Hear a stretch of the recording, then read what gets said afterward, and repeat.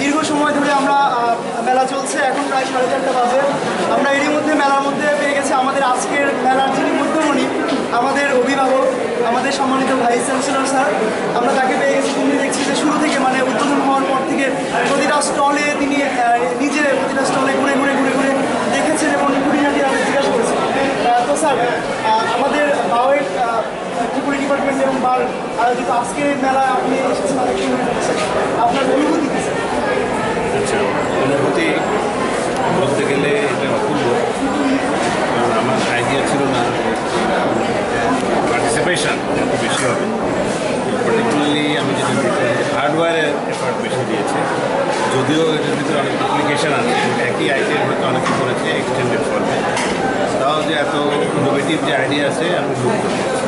সুন্দর হয়েছে এবং আশা করব ভবিষ্যতে আরেকটু গোছায় নিয়ে কিছু কিছু যে সমস্যা যেগুলি আছে আমরা বায়োটা ফেস করছি, এইগুলিকে অ্যাড্রেস করে কিছু ইনোভেশন করা।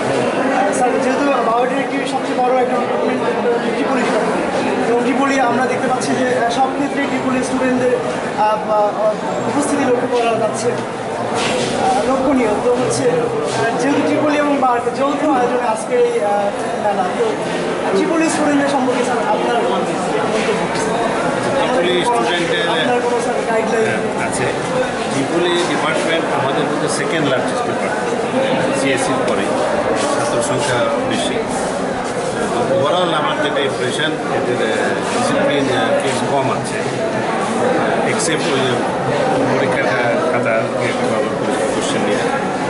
তাছাড়া আমরা গেমসে যেটা দেখেছি অলরেডি দুটো বিষয়ে চ্যাম্পিয়ন হয়েছে এই ইভেন্টে।